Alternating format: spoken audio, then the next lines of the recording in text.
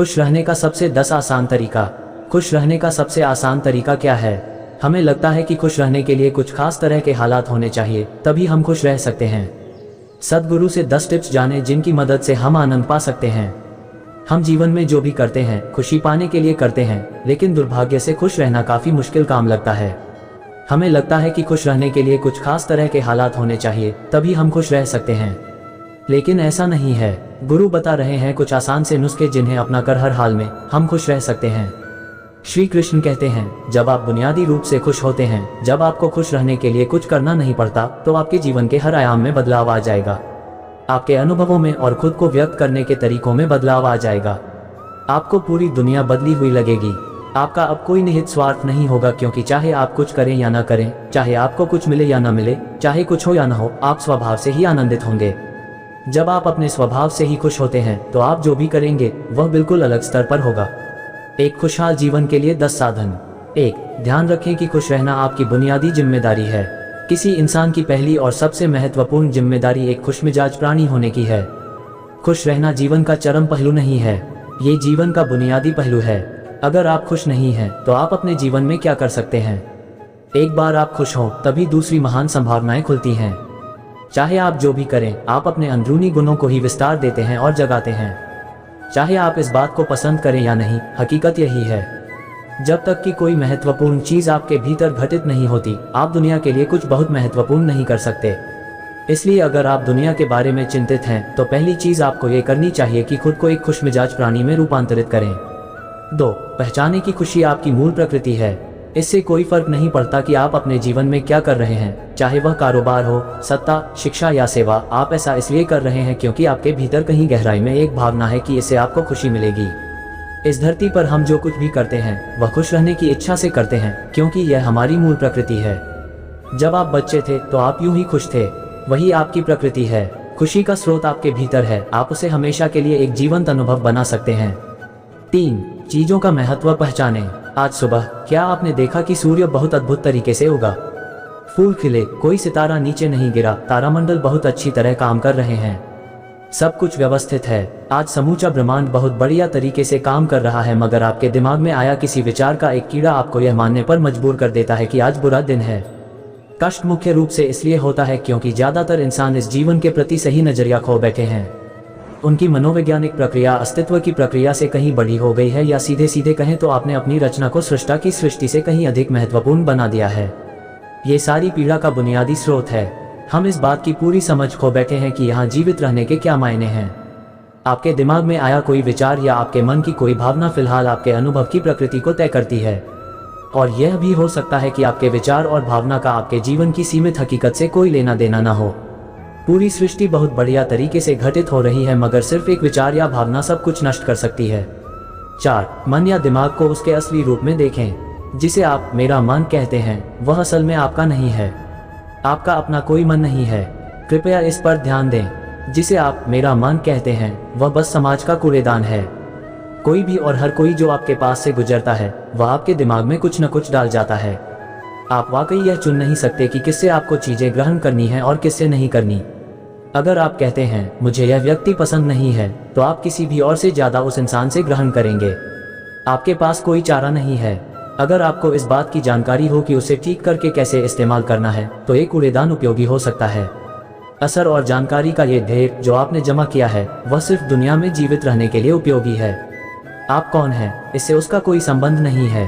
5. मन से अपने बुनियादी अस्तित्व की ओर बढ़ें।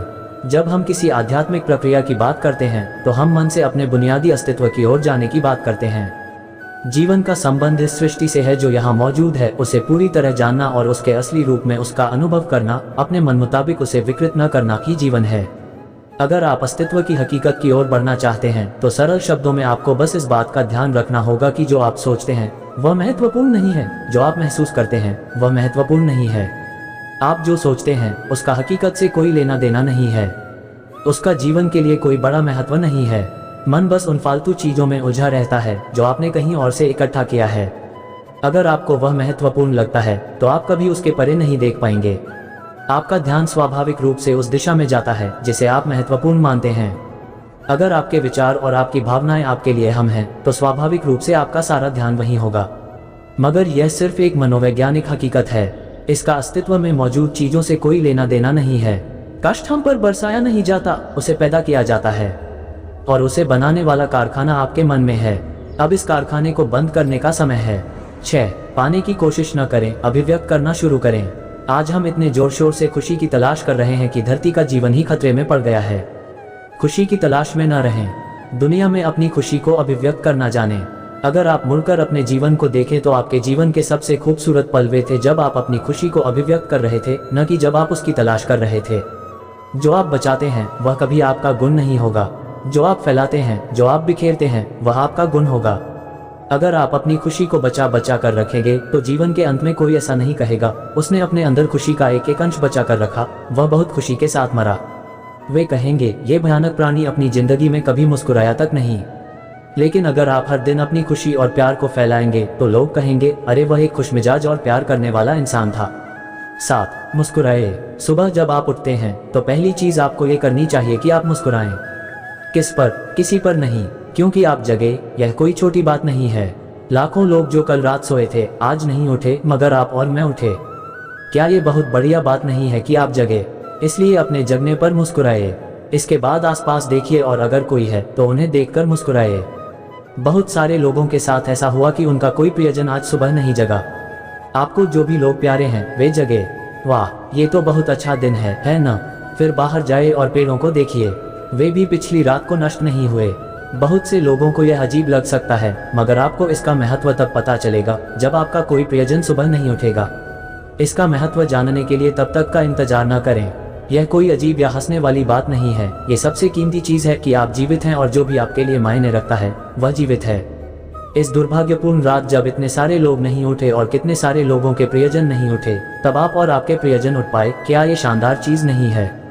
इसका महत्व समझें और कम से कम मुस्कुराएं। कुछ लोगों को प्यार से देखना सीखें। 8. खुद को याद दिलाएं। बहुत से लोगों को ये सब भूलने में बस घंटा भर लगता है और जल्दी ही उनका रेंगने वाला दिमाग किसी को काटने के लिए आतुर हो जाता है। इसलिए हर घंटे खुद को एक खुराक दें, जीवन की अहमियत याद दिलाएं। अगर आप बहुत ही संवेदनहीन हैं तो हर आधे घंटे में खुद को याद दिलाएं।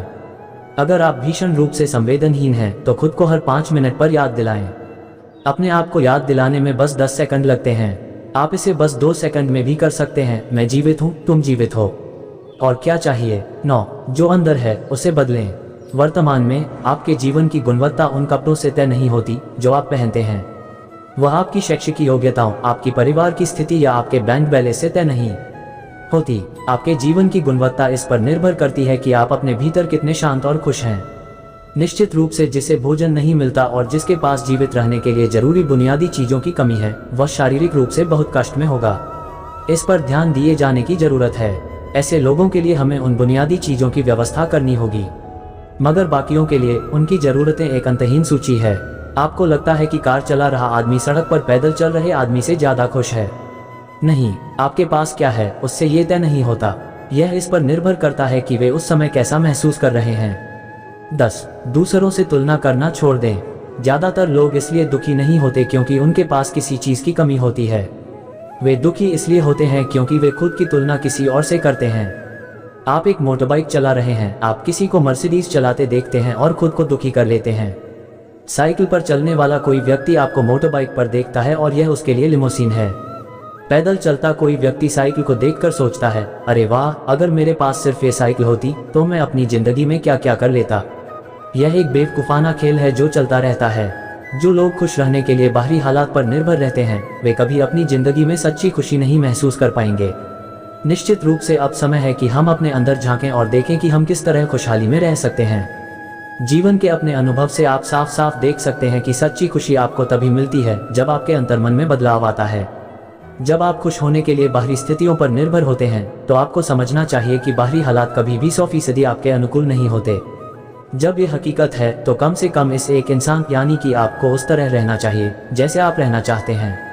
अगर आप अपने अंदर उस तरह होते हैं जिस रूप में आप खुद को रखना चाहते हैं तो आप कुदरती तौर पर खुश होंगे। यह कोई ऐसी चीज नहीं है जिसे आपको खोजना पड़े। अगर आप अपनी मूल प्रकृति में वापस चले जाते हैं तो आप सिर्फ खुश ही रहेंगे।